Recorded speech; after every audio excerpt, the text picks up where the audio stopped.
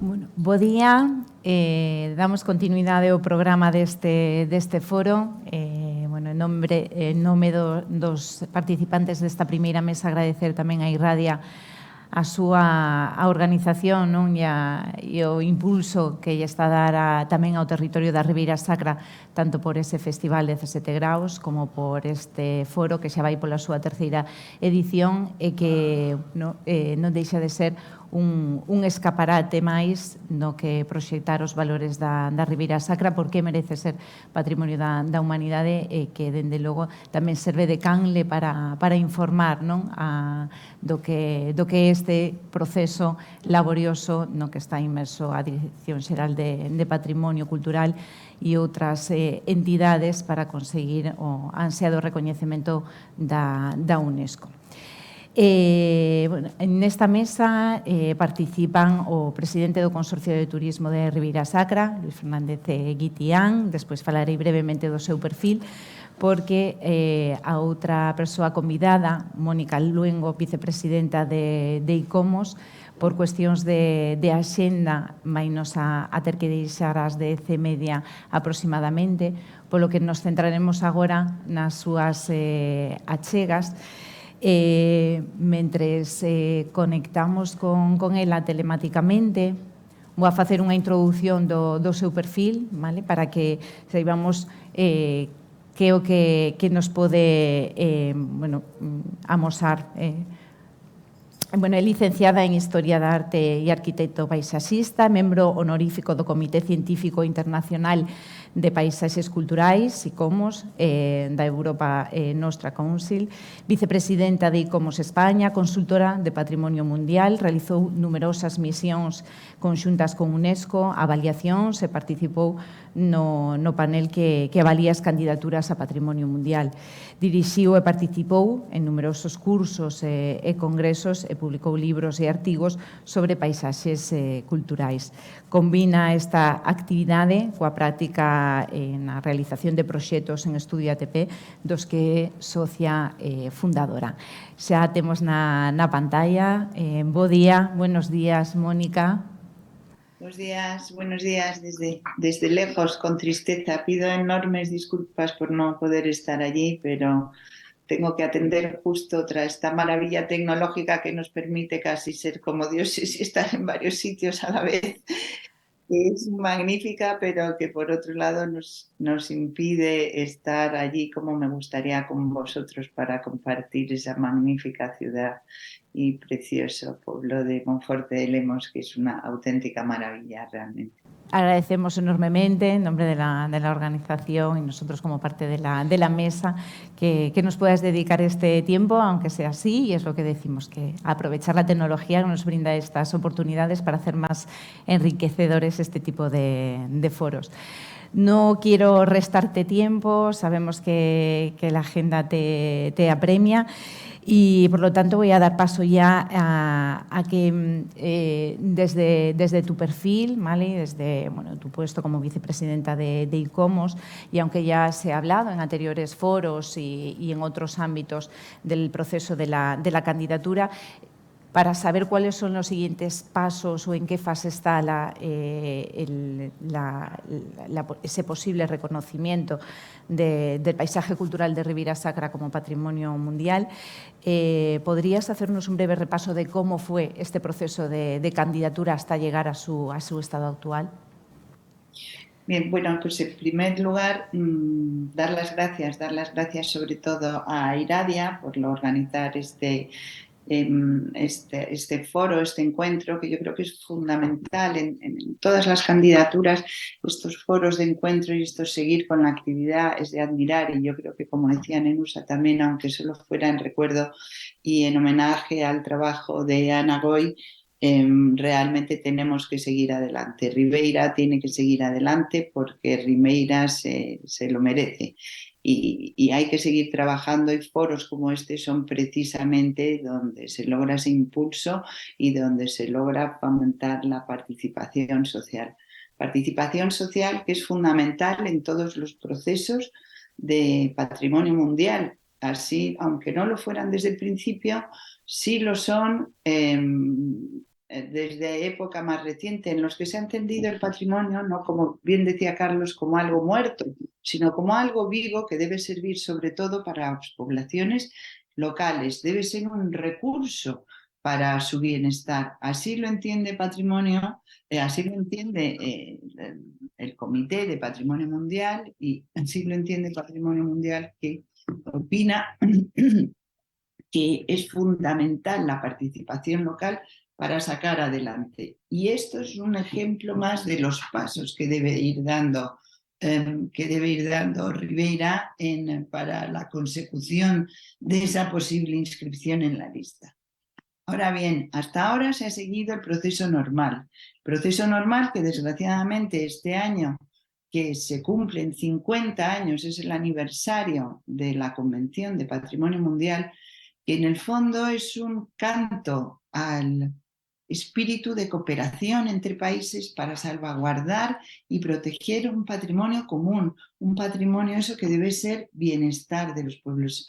Realmente la Convención en su principio es un texto maravilloso que yo invito a leer porque no es lo que se entiende ahora quizá como una lista a lo más espectacular o a lo más bonito o a lo más sobresaliente. No, en principio comienza como un llamamiento a la sociedad, a todos los países, para que compartan el compromiso y la obligación de salvaguardar ciertos lugares en su territorio que se considera que tienen un valor que no es ni más ni menos que otros sitios, pero que sí tienen, por determinadas circunstancias y porque cumplen unos criterios, sí tienen un denominado valor universal excepcional que hace que sean fundamentales para comprender, digamos, o para completar la historia de la humanidad sobre la Tierra, la historia de su cultura, de cómo las comunidades se han relacionado con su entorno. Estoy hablando del caso de los paisajes culturales, o cómo esas comunidades han logrado hacer obras artísticas. Bien, esto es la base de la Convención del Patrimonio Mundial. Y, por desgracia, en este 50 aniversario que se cumple este año, pues ha ocurrido una cosa que es desastrosa, y es que ni siquiera se ha podido celebrar el Comité de Patrimonio Mundial, que se ha reunido impepinablemente todos los años desde que se constituyó, salvo el año de la pandemia, que se retrasó un año hasta que se celebró telemáticamente. Pero este año, pues por causa de la guerra de Ucrania y Rusia, como Rusia pues daba cosas del azar, daba la casualidad de que era la presidencia, que es rotativa, pero este año la presidencia era de Rusia, por tanto el comité debía celebrarse en Rusia, pues hubo, por supuesto, países que dijeron que no se debía celebrar en Rusia porque, bueno, no estaba la situación como para viajar hacia allí, no solo por la situación en sí misma, sino porque resulta un poco paradójico celebrar la reunión del Comité de Patrimonio Mundial en un país que está precisamente atacando lugares patrimonio mundial de un país vecino. Así pues, se ha ido diluyendo en estos procesos diplomáticos que hay en UNESCO, que ha debido ser un hervidero este año, y se ha ido posponiendo sin que se haya celebrado. Realmente una pena enorme que no hayamos sido capaces nuevamente, la humanidad o los países, los estados parte que componen UNESCO, para sentarse a trabajar juntos en favor del patrimonio. Pues dicho esto, y dicho el espíritu de la Convención, y dicho la base sobre la que deben elegirse esos paisajes patrimonio mundial, se establece un proceso administrativo.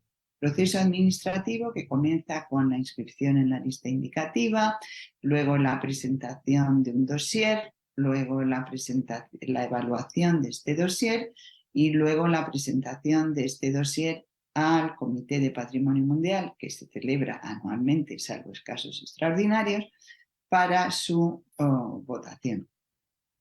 Ribeira Sacra ha cumplido todos esos procesos. ¿Qué ocurrió? que en el proceso de evaluación recibió un informe no totalmente favorable por parte de ICOMOS, organismo al que pertenezco y organismo que es el organismo asesor que evalúa, pero no decide, simplemente evalúa las candidaturas. En este caso, ICOMOS revisa una larga serie de elementos y su evaluación puede llevar a decir que recomienda la inscripción o que no la recomienda o que recomienda que el Estado parte revise la candidatura para volver a presentarla. Hay que comprender también que la lista no es una lista de cualquier sitio que sea sobresaliente. No, la lista pretende recoger modelos, digamos, por ejemplo, modelos de catedrales góticas. Si ya hay muchas catedrales góticas, aunque tu catedral gótica sea fantástica, ya no aporta nada en la lista, porque ya hay una muestra de catedral gótica y, por tanto, aunque sea incluso un mejor ejemplo de algunas de las que hay, pues como ya están cubiertos, ya no se quiere tener más, porque ya digo que hay que tener esto presente, muy presente, que es como una recopilación de modelos. Hay lugares que se han presentado antes, por ejemplo, centros históricos europeos ya nunca se van a aprobar más porque está completamente cubierto toda la gama de posibles ciudades, estilos alto-bajo, medievales, renacentistas, tal.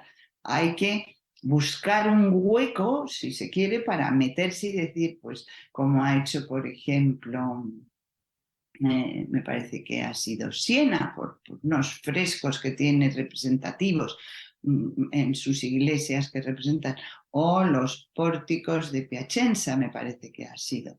Bueno, porque el modelo pórtico no estaba todavía inscrito, o como la ciudad industrial de Ivrea, pues no había todavía ciudades industriales. Pongo casos italianos porque son muy listos buscando esos huequecillos por donde colarse en la lista. ¿Qué ocurría, por ejemplo, con el paisaje de Ribeira? Pues que ya había muchos viñedos europeos y muchos viñedos en terrazas. Es difícil, por tanto, no presentarse como un ejemplo de estos, porque te van a decir, es que ya tenemos ejemplos de estos. No es que Ribeira sea mejor ni peor, es que ya hay, esta tipología ya está representada en la lista. Bueno, pues Ribeira, en un magnífico trabajo que se hizo, se buscó esta relación con los eremitas y un paisaje no producto solamente de los viñedos, sino de una relación religiosa, sobre todo basándose en ese vínculo especial que sigue manteniendo Ribeira. Bueno, justificar esto es muy complicado, muy complicado, porque entramos ya en un tema de patrimonio inmaterial, en el que las huellas a lo mejor en el paisaje no están tan claras, no se pueden definir. Y en los dossiers, y lo digo por experiencia, no solamente hay que volcar todo el conocimiento y todos los datos, sino también hay que tener ese punto de picardía, de por dónde puedo pillarlo y cómo lo explico mejor. Y a veces no es fácil, porque tengamos en cuenta que un dossier de este tipo está examinado por al menos 30 a 35 personas desde ICOMOS, no solamente el evaluador que viene, que solo viene a comprobar unos puntos determinados, sino por otros serie de expertos internacionales que son consultados y que son de muy distintos contextos culturales. Pueden ser de Asia, de Australia, americanos, africanos. Y explicar a veces la sutileza de esta, que en el caso de Ribeira es complicado porque es tan ligado a la cultura galega que es muy complicado explicarlo de manera clara. sobre todo de manera que ellos lo comprendan fácilmente. Bueno, pues este no ha sido el caso, pero esto ha ocurrido muchísimas veces. Lo raro es realmente llegar con un expediente que te lo aprueben ese mismo año. Eso es complicadísimo. Voy a poner el ejemplo de Úbeda y Baeza, que estuvieron 12 años y se presentaron creo que 2 veces. El ejemplo del District inglés, que estuvo 20 años y se presentó 4 veces. 4. Bueno, y 4 veces no es que fuera rechazado totalmente, sino que dijeron, bueno, esto no lo entendemos, reelabore usted y vuelva otra vez. ¿Qué ha ocurrido? Que durante esos 20 años, en el caso del Lake District, lo que ha servido ese trabajo continuado es que cuando llegó el expediente era maravilloso, porque el sistema de gestión, que al comienzo era un poco un papel, un proyecto en papel, que era lo que se pretendía, ya se había estado experimentando y llevado a cabo. Con lo cual, el sistema de gestión ya se veía que funcionaba, lo habían mejorado, lo habían implementado. Era una maravilla ver cómo funcionaba aquello. Además, habían ido retocando, perfilando todas y cada una de los elementos que tenía, porque era también, como Ribeira, un lugar muy complejo, donde entraban muchísimos factores en juego, en el valor universal. Bueno, pues eso, ¿para qué ha servido? Pues ha servido realmente en beneficio del lugar, porque al final han conseguido la inscripción, pero lo maravilloso es que aunque no la hubieran conseguido, han puesto en marcha toda una serie de mecanismos, desde criterios de restauración de los lugares, sistemas de gestión, nuevos sistemas agrícolas, sistemas de voluntariado, sistemas de movilidad, actividades y programas culturales, en fin, una maravilla que ha revertido en beneficio de la comunidad y ha revertido en beneficio del bien, porque desde la conservación y las ayudas a los pastores y a la conservación de las razas autóctonas de ovejas, hasta la creación de voluntarios que ayudan a restaurar los infinitos kilómetros de muros de piedra. Todo eso ha sido puesto en marcha gracias a la candidatura. Yo me preguntaba al final, ¿y qué más les da ya estar inscritos en la lista o no? Si esto es espectacular. Pues yo creo que Ribeira se encuentra en un momento en que debe tener esto en la cabeza, en que no es necesariamente la consecución del fin último de conseguir la inscripción en la lista, sino realmente cómo puede ir mejorando todo eso que les solicitan, o cómo puede ir haciendo más claro ese discurso que parece que no se ha entendido correctamente. Eso es en lo que tiene que trabajar Ribeira. Y yo creo que debe ser incansable en ese sentido. Y seguir y seguir. Un ejemplo muy cercano, que además estuvo presente el año pasado en ese mismo foro, es el caso de Menorca. Menorca se presentó hace, ya no sé, 4 o 5 años, o quizá más, al Comité de Patrimonio Mundial y recibió una mala recomendación. Bueno, pues ellos han seguido trabajando, han vuelto a presentar una candidatura este año. Desgraciadamente se han visto afectados por esta no reunión que ha habido del comité y tienen que esperar otro año más hasta el año que viene. Pero, ¿qué ha ocurrido durante esos 4 años? Pues que han elaborado un plan territorial que es una maravilla.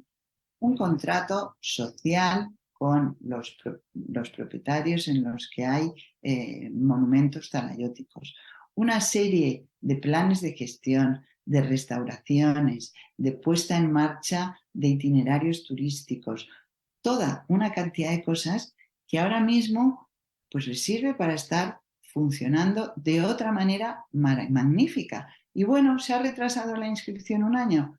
Pues si se retrasa 2 o 3, tampoco ocurriría nada, porque el fin primordial que tiene un patrimonio mundial es conservar esos sitios y que se conserven sus valores. Y eso es lo que se ha conseguido. Y eso es lo importante. Y que eso beneficia a la comunidad local. Y perdona, quizá me he extendido un poco demasiado en esta pregunta, pero como temo tener que ausentarme rápidamente, pues he aprovechado la oportunidad que me has dado de darme la palabra y me he extendido mucho. Claro que sí, Mónica, y te lo agradecemos. Ha sido muy ilustrativa una vez más. Y es verdad que lo que comentas, yo creo que aquí en el territorio somos muy conscientes de lo que en sí el proceso de la candidatura ha significado para el territorio, y creo que ahí hay un punto de inflexión, un antes y un después, desde que se plantea la candidatura y desde que se oficializa, que ya ha tenido sus consecuencias muy positivas, yo creo, en el territorio. Cierto es que cuando se hizo público ese informe de ICOMOS, esa ilusión se tradujo en determinado momento pues, en cierta tristeza, ¿no? y pues en la duda, ¿no?, de si realmente lo podremos conseguir en algún momento, y aunque el proceso en sí debe ser el objetivo. Como última pregunta, porque ya he respondido a algunas de las que iba a plantear y ya te dejamos para que puedas continuar con tus compromisos. ¿Crees que hay motivos suficientes para que se deba continuar y al público, ¿no?, que cada vez es más habitual que nos hagan esa pregunta? ¿Qué pasa no lo podrá conseguir? ¿Lo veis factible o viable todavía? ¿Qué crees desde tu experiencia? Bueno, yo creo que en primer lugar, que desde ICOMOS España saben que tenéis todo nuestro apoyo y nuestra confianza. Lo que yo creo que es mucho. Lo que pasa es que, bueno, esto es patrimonio mundial. Es jugar también en una liga en la que, como digo, entran en juego muchos contextos culturales y que tienen que comprender, o a los que hay que trasladar estos valores, ¿no? Y desde ICOMOS, desde luego, desde ICOMOS España, sin duda, nosotros estamos ahí con vosotros porque creemos que sí, que hay que continuar adelante, pero hay que continuar adelante. Ya sabemos que el informe de ICOMOS Internacional pues fue como un jarro de agua fría, porque claro, uno inevitablemente en estos procesos pues se va convenciendo cada vez más y más, más y más, y cuando llega algo que no nos esperamos, pues la verdad es que no sabemos probablemente gestionar el no. Pero yo creo que ahí está la resiliencia, la valentía de seguir adelante con el convencimiento de que se está actuando de forma correcta para el bien y para la población, que es lo que importa en definitiva, y que tardará más o menos en llegar el reconocimiento de patrimonio mundial, y que a veces puede tardar eso, 20 años, si es que no hay problema, porque mientras se sigue caminando como la celebración de estos foros que son fundamentales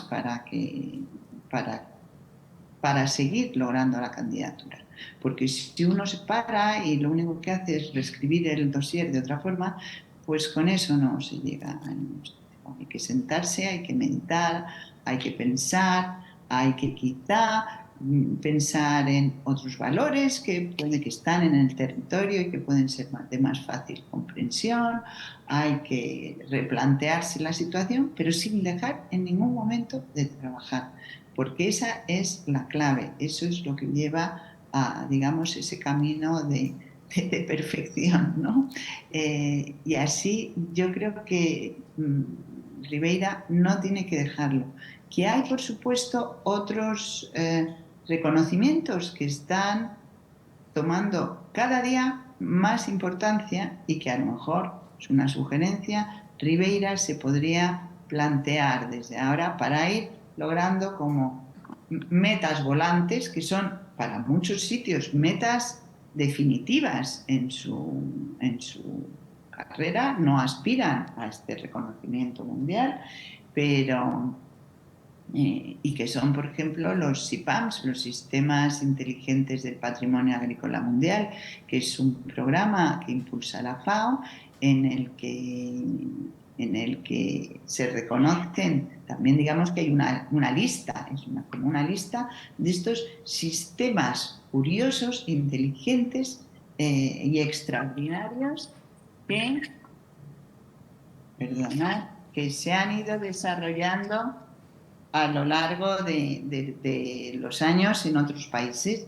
Y esto, pues por ejemplo, podría ser un planteamiento interesante, decir, bueno, existe el premio Melina Mercury del paisaje que se otorga cada 2 años también por UNESCO, o hay los premios que se otorgan desde el Consejo de Europa para el paisaje por la puesta en marcha o la adecuación al Convenio Europeo del Paisaje, y son elementos que pueden ser buenas prácticas, digamos, y ejercicios para poder situarse también en ese ámbito de reconocimiento internacional que a lo mejor se pueden plantear sin necesidad de tener tan inmediato a la vista otros de más difícil consecución como es la lista del patrimonio mundial.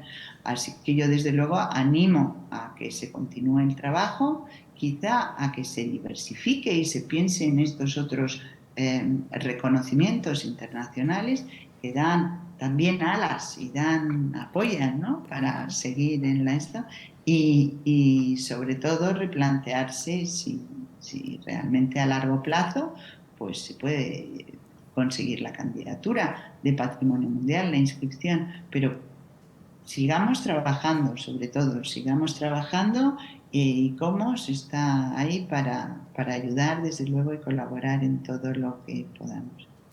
Y perdonad porque desgraciadamente, no sé si me habéis oído, tengo que cambiar de pantalla. Por supuesto. No te robamos más tiempo, Mónica. Muchísimas gracias. Especialmente en la cata es lo que más siento no poder estar. La reservamos para otra ocasión. Muchísimas gracias una vez más por los ánimos, por tu perspectiva, que siempre nos enriquece muchísimo en este tipo de contextos. Y nada, que esperamos verte muy pronto por aquí y eso, brindando con vino Ribeira Sacra. Muchas gracias. Hasta pronto. Gracias y ánimo a todos. Un abrazo.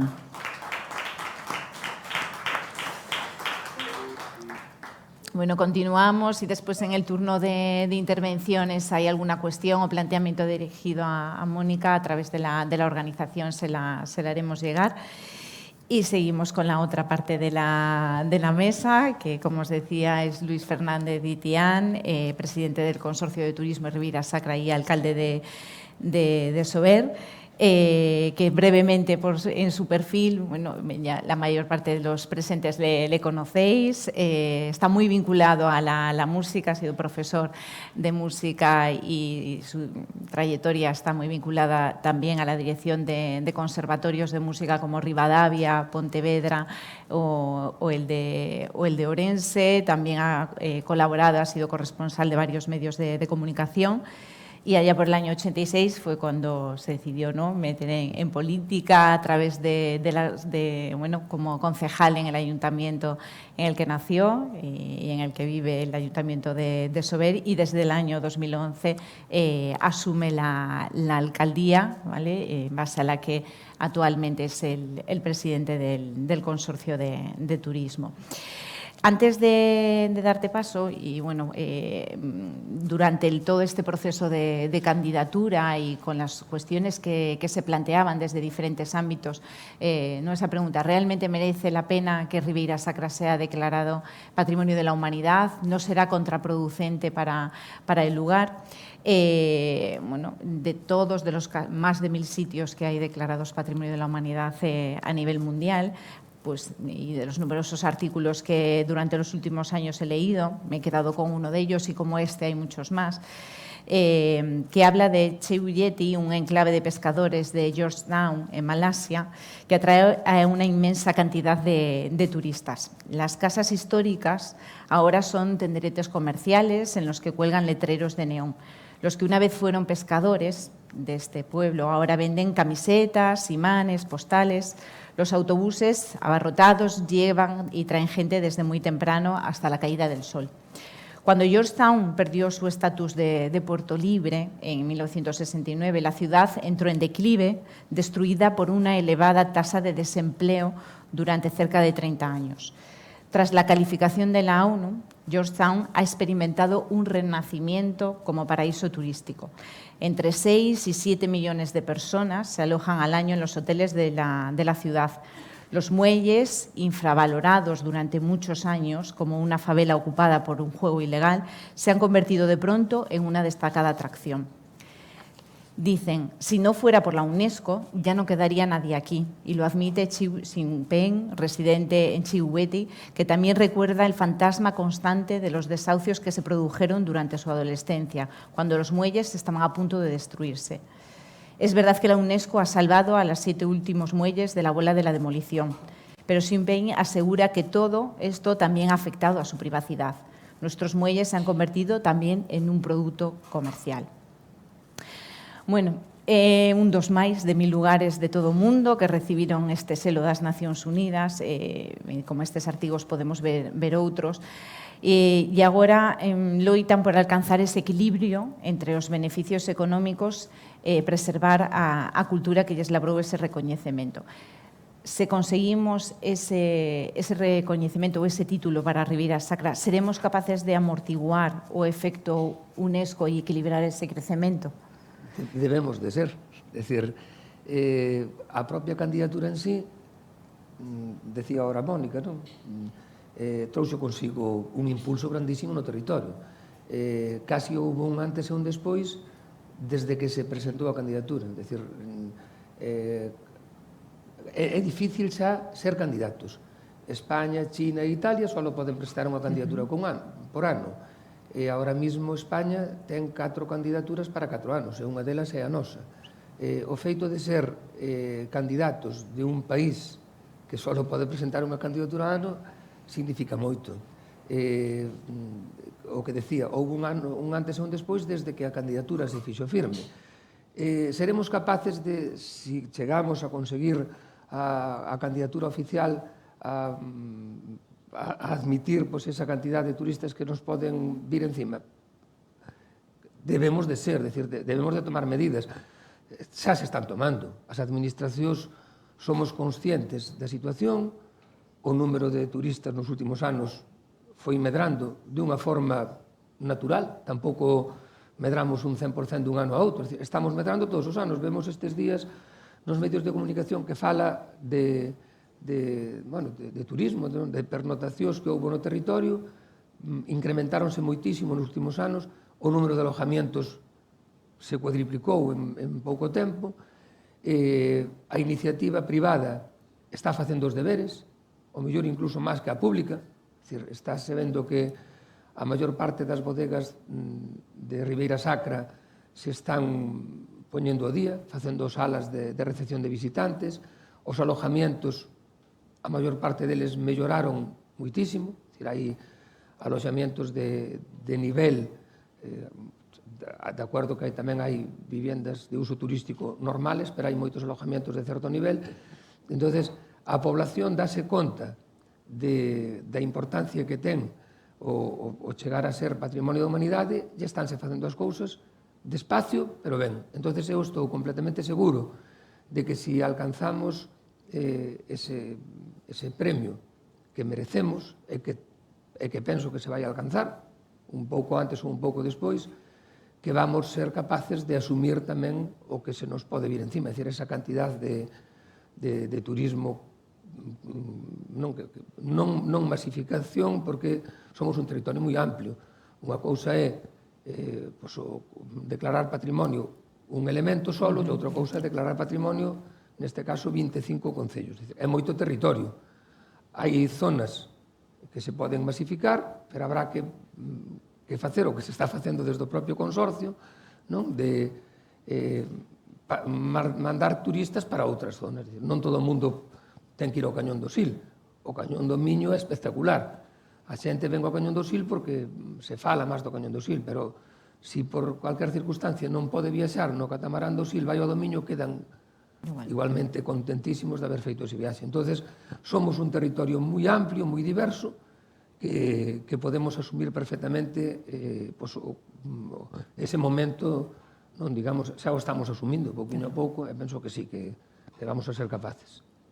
Este pobo de Malasia do que falaba, probablemente, como din os seus propios xestores e a súa propia poboación, houvese desaparecido de non ser por esa declaración e pola consecuente actividade turística. De non ser por esa actividade que tamén estamos a experimentar aquí, quedaríanlle outras alternativas a longo prazo a territorios rurais como a Ribeira Sacra? A ver, nós temos un sector que é o viño, que é fundamental. É dicir, está claro que quen mantuvo nos últimos anos Ribeira Sacra foi o sector do viño. O propio nome, é dicir, foi un acerto para o propio Consello Regulador poñerlle o nome de Ribeira Sacra. É dicir, é difícil un territorio entre dúas provincias. Hai comarcas naturales en Galicia, a terra de Lemos, terra de Caldelas. Ao final estamos con un territorio que creo que é o único en Galicia, un xeodestino que abarca territorios de dúas provincias. Además, un territorio moi amplio. É máis difícil de xestionar. Nós sabemos desde o propio consorcio, non? A Diputación de Lugo promociona a provincia de Lugo e a Diputación de Ourense promociona a provincia de Ourense. E promocionan a Ribeira Sacra, cada un a súa Ribeira Sacra. Pero ao final somos un conxunto. Por iso é fundamental o papel que está facendo o consorcio. Neste caso, nós non temos límites provinciales. Somos 21 concellos hasta ahora, vamos a ser máis porque o xeodestino ampliouse, e sabemos xestionar moi ben o territorio, pensando que non hai, hai 2 ríos principales que separan as provincias, pero nós estamos moito máis cerca, neste caso, o mellor Sober de Castro Caldelas, que pode estar de Sarria, a pesar de que pertenece Sarria á mesma provincia, non. Estamos xestionando un territorio común, que neste caso pertenece a 2 provincias. E estamos levando moi ben. Ponse moitas veces de exemplo o Consorcio de Turismo porque chegamos sempre a acuerdos. Hai concellos do Partido Popular, do PSOE, do Bloque, independientes, e sempre hai acuerdos, porque nos damos conta de que o importante é o territorio, ese conxunto de concellos que viven, o que te estaba dicindo, que o caso da pregunta, principalmente o sector do viño. O sector do viño, lóxicamente, co turismo. Está en alza o é no turismo. Hai un número importante, cerca de 100 bodegas, ten o ADO, pois desas 100 bodegas pode haber perfectamente 40 que están non só vendendo viño, están vendendo territorio. Fan visitas á adega, teñen o seu catamarán ou teñen un convenio con un catamarán de outra empresa, entón fan unha cata, teñen restaurantes ou xestionan con outro restaurante. Estáse o que é o paquete enoturístico nos últimos anos medrou moitísimo. Entonces veño a decir que, aínda que non houbera a candidatura, se o sector do viño fai os deberes como está facendo, o territorio ten tamén futuro. Pero, bueno, lóxicamente, moito mellor coa candidatura e se chegamos a conseguila. O feito de estar aí, de ser ahora mismo un dos 4 territorios españoles que están nesa fase final, é absolutamente positivo. O que decía Mónica, non pasou nada por recibir o informe negativo de ICOMOS, que podíamos ir adiante igual. Con ese informe negativo podíamos ir adiante igual, pero díronse unhas circunstancias que se comentaron no seu momento, de que no ano 20 non houbo reunión do comité, iban 2 candidaturas de España no ano 21, a do 20 e a do 21, as 2 tiñan informe negativo, Madrid saliu adiante con un informe negativo. Entonces, era máis difícil de conseguir telemáticamente, porque tampouco houve unha reunión do comité da UNESCO. É dicir, se xuntamos aquí os 21 embajadores da UNESCO durante unha semana, comen xuntos, pasean xuntos, falan xuntos, e uns falarán con outros. É distinto de ter unha reunión telemática.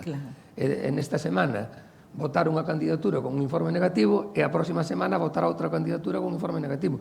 Entonces, foi unha decisión consensuada do embajador de España na UNESCO coa Xunta de Galicia, coa Directora Xeral de Patrimonio e co Conselleiro, acertada.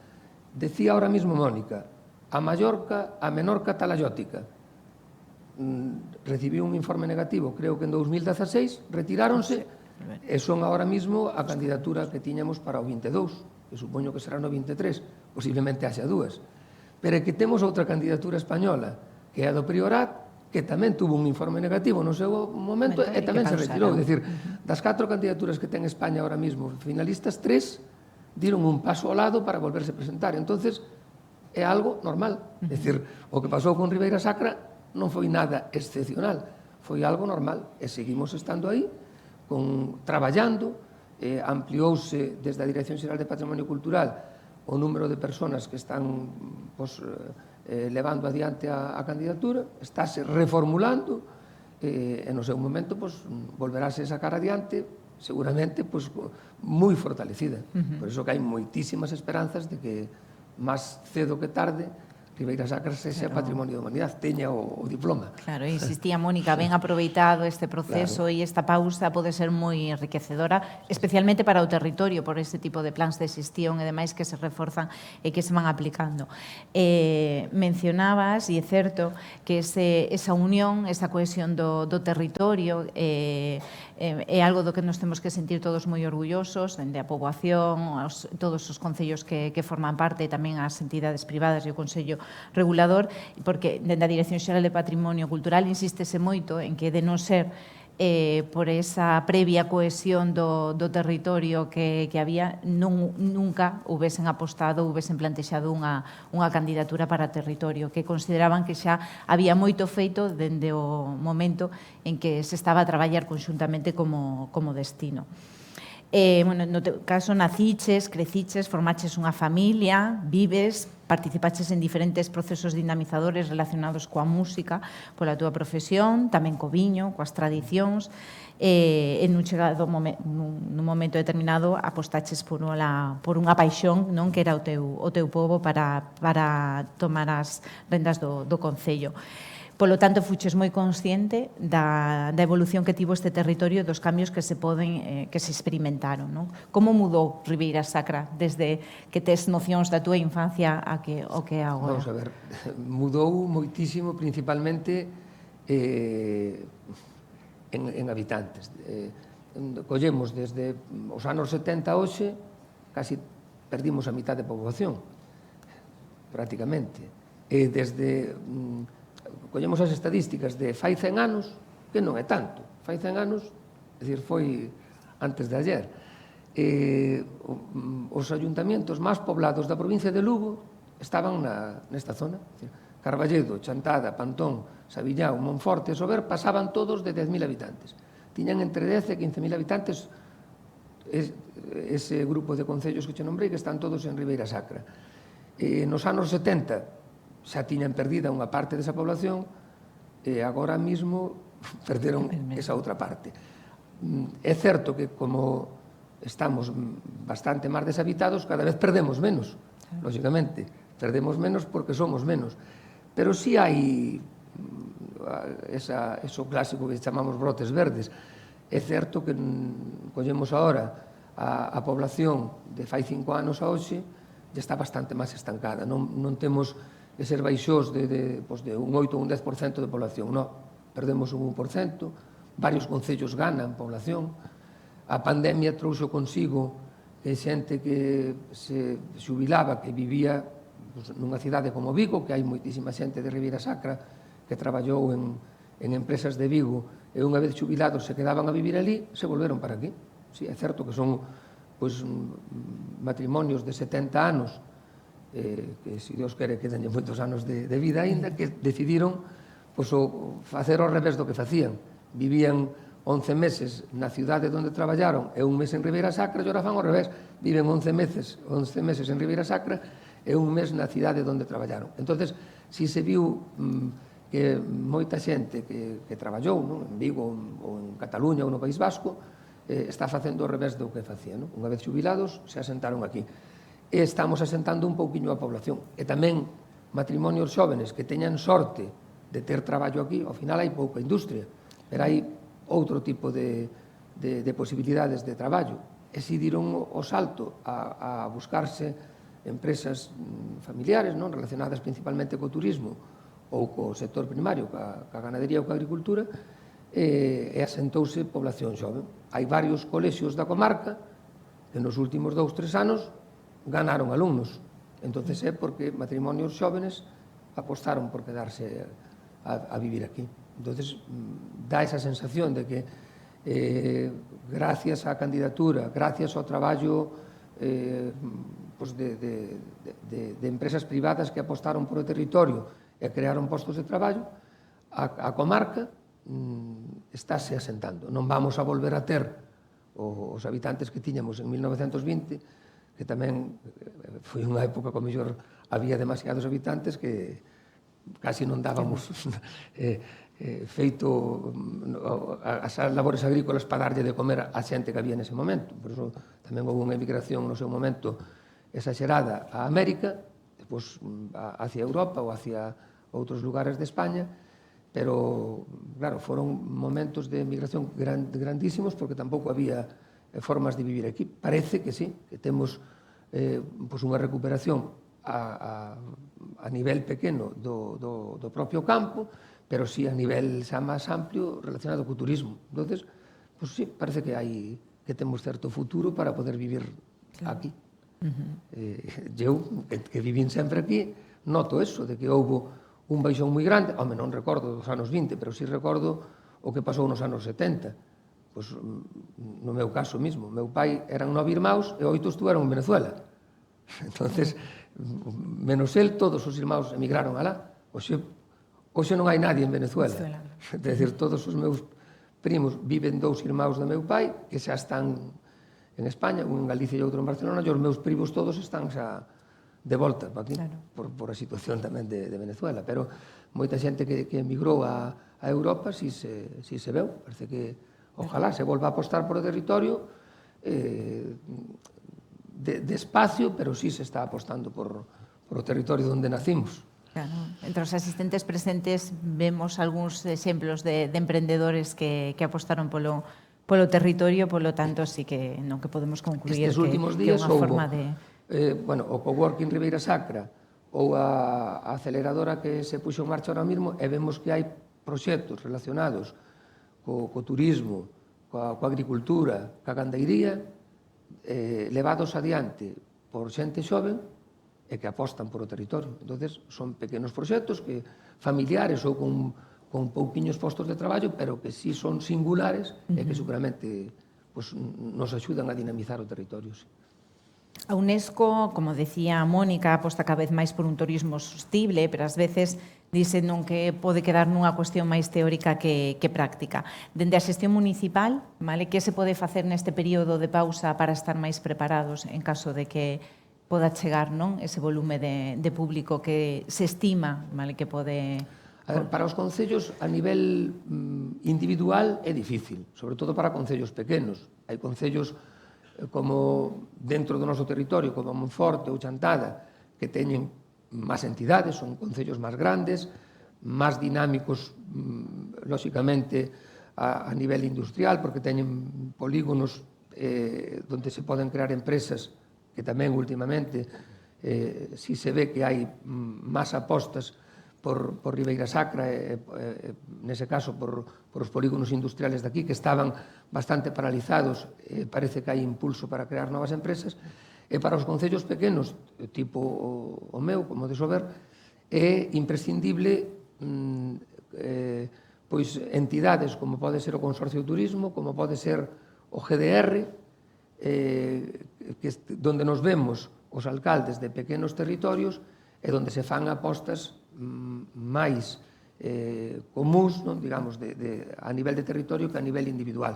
É difícil para un concello como Sober, no caso meu en concreto, pois teño a sorte de que temos unha ribeira moi dinámica, vemos os números do Consello Regulador e non se vai a menos. Dicir, cada ano pois hai un pouquiño máis de hectáreas que non quedan ao monte, porque temos bodegas medianas que necesitan viño porque venden, entonces, cando algún viticultor maior vai deixar unha viña, esa bodega mediana se fai cargo dela. Pero sí, no caso de Sober, o sector do viño é o máis dinámico, sin duda ninguna. Sacamos o viño a Sober e cerraríamos as portas. Hai 38 bodegas amparadas por ADO, 38 bodegas, algunhas que teñen 15 ou 20 empleados, notase unha barbaridade. Vemos as listas de paro dos últimos 3 anos, baixaron un 70%. O número de parados dos concellos de Ribeira Sacra de fai 3 anos a hoxe é unha barbaridade o que baixaron. Estamos en números impensables, o mellor fai uns anos. E tampouco hai, a veces, hai puestos de traballo que non encontramos quen queira asumilos. A veces especializados, porque necesitamos xente para o sector vitivinícola, para traballar nunha viña, hai quen non quere, e tamén pode ser que hai quen non valga. Entón, tamén vemos que hai postos de demanda de certos postos de traballo onde hai oferta e non hai quen os queira coller, e vemos que sí, que a maior parte dos postos de traballo que salen que se ocupan rápido, e con xente de aquí, non como pasou fai uns anos que tiñan que vir africanos ou sudamericanos ocupar postos de traballo porque non había xente na comarca. Ahora haina, e por sorte, o que che digo, que están baixando moito as listas de paro, e vemos que se está nos concellos pequenos, como pode ser o meu, como pode ser Pantón, pois que se está incrementando a población, digamos, matrimonios de 30, 40 anos, que traen consigo fillos, e que se incrementa os escolares e a población mediana, que faltan nos dúas generacións. Hai xente de 80 anos para arriba e de 60 anos para baixo. Pero esas dúas generacións faltan porque son as que emigraron nos anos 70. Bueno, cabe recordar que dentro do consorcio, un dos plans que se está a xestionar é o Plan de Sostenibilidade Turística. Obtivémolo na primeira convocatoria deses plans. Son numerosísimos proxectos repartidos por todo o territorio, pero quizáis a parte máis ambiciosa e a que adica boa parte do orzamento que se vai a investir está relacionado coa mobilidade.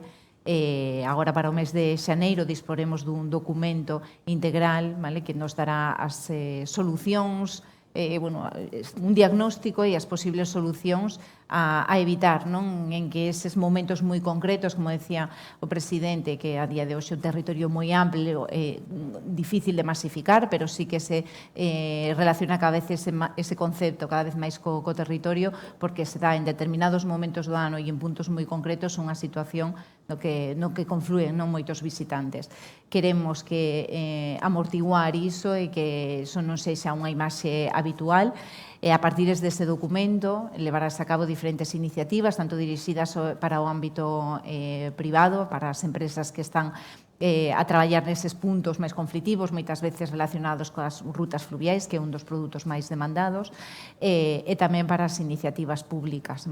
Vai a ser, vamos a intentar dar solución tanto por vía terrestre, os movimentos con circuitos que podan ser os máis demandados para mover en transporte público os visitantes, e despois, nun espazo declarado reserva da biosfera xa, hai pouco máis dun ano, que esas embarcacións que tan demandadas son e cada vez máis habituais, tanto no Miño como no Sil, empreguen enerxías o máis limpas posibles e de menor impacto. É un longo plan e ambicioso, non é o tema da mesa agora, tampouco me quero deter aquí, e como temos 10 minutos, quixera darlle a palabra aos asistentes. Trátase dun foro de participación, polo tanto, é importante que plantexedes cuestións, ben sexa para o presidente do Consorcio de Turismo, tamén como a vicepresidenta de ICOMOS, que non nos pode acompañar, pero lle trasladaríamos tanto esas cuestións como posibles reflexións que fagades ao respecto. E creo que xa temos ali na última fileira.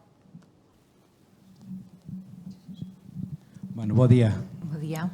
Por dous, tanto como xerente como presidente, por que se decidiu medrar o xeodestino? Como? Cales son as razóns Porque se ampliou para o seu facer destino. medrar o seu destino? Porque ao mesmo tempo, medrar o seu destino tamén pode entorpecer o que estivemos falando, o que estivechedes falando antes, o rollo de patrimonio da humanidade. Quero dicir, agora hai que justificar máis cousas. E por outra banda, outra pregunta, se xa devolvo, vamos a ver, moitas veces, cando nos veñen turistas, veñen coa idea de que Ribeira Sacra é un cacho simple, así de sinxelo, para non meterme en liadas. E veñen coa idea de, chéganme 3 días para ver estos 4 mosteiros, un par de rutiñas andando e unha volta no barco, por decir algo. Entonces veñen coa idea de que é un territorio, o sea, dun territorio sesgado realmente, un trociño nada máis. Que se podería facer por parte administracións, consorcios, para que eso non nos veñan con esa idea preconcibida aos nosos visitantes? Non sei se me expliquei ou din realizado ben as preguntas. Creo que sí, contestaste. Contesto yo a primeira e tú a segunda. Vale. Mira, o mapa de xeodestinos de Galicia non depende para nada do consorcio, nin dun concello, nin de faino a Turismo de Galicia. Turismo de Galicia fixo unha proposta de renovación de todos os xeodestinos de Galicia. O xeodestino de Ribeira Sacra incluíronlle, neste caso, 4 concellos da comarca de Tribes que forman parte xa do territorio de O, os motivos forman parte do territorio de O e están na candidatura xa. Os 4 concellos da comarca de Tribes forman parte da candidatura. A candidatura que se presentou a Patrimonio da Humanidade son de 25 concellos.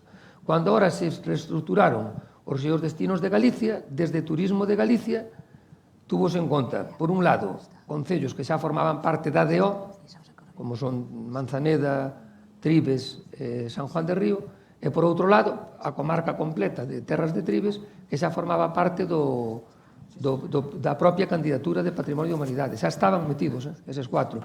A nós, como o Consorcio de Turismo, somos un ente, aínda non están admitidos. Vamos ter un pleno nos próximos días para tratar de admitir a eses concellos no consorcio ou non. Van votar os membros do consorcio, que son os 21 ayuntamientos actuales, máis o Consello Regulador e Ribeira Sacra Rural.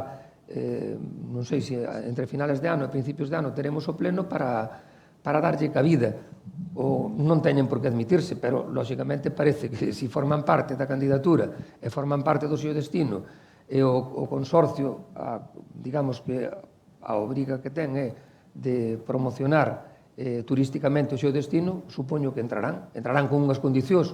En vez de pagar a cuota normal que paga un concello que está integrado hoxe, pois pagarán durante un tempo algo máis porque se incorporan a un territorio xa consolidado. Pero non depende para nada dos concellos que estamos, de nós depende dos que estamos, admitilos ou non no ente xestor que é o consorcio.